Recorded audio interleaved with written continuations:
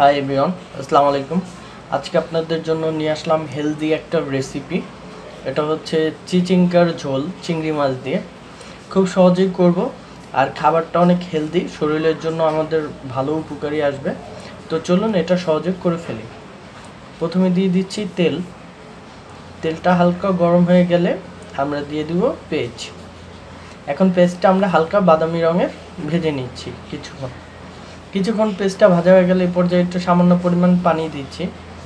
আর এখন দিয়ে দিলাম হলুদ, মরিচ আর স্বাদ মতো লবণ। এখন মশলাটা কিছুক্ষণ কষাবো, 1-2 মিনিটের মতো কষিয়ে নিব, বারবার নেড়ে। 1-2 মিনিটের মতো কষানো হয়ে গেলে এখন এই জায়গায় আমি দিয়ে দিচ্ছি চিংড়ি মাছ।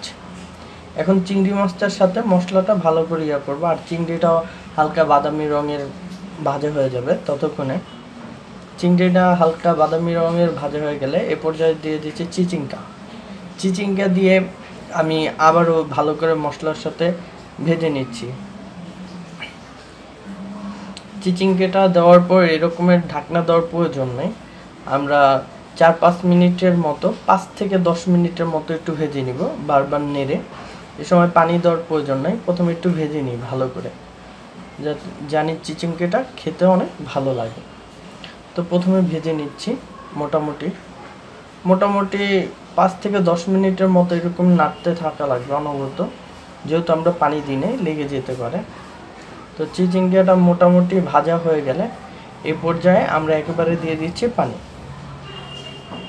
মোটামুটি আমরা যতটুকু পরিমাণ ঝোল রাখবো ততটুকু পরিমাণ পানি দিয়ে দিচ্ছি। পানিটা ভালো করে দেওয়া হয়ে গেলে এখন আমরা ঢেকে দিচ্ছি, চিচিঙ্গাটা সেদ্ধ হয়ে যায়। প্রায় 5 থেকে 10 মিনিট পর আমরা উঠেছি। এখন ঝোলটা মোটামুটি কমে গেছে আর সেদ্ধ হয়ে গেছে।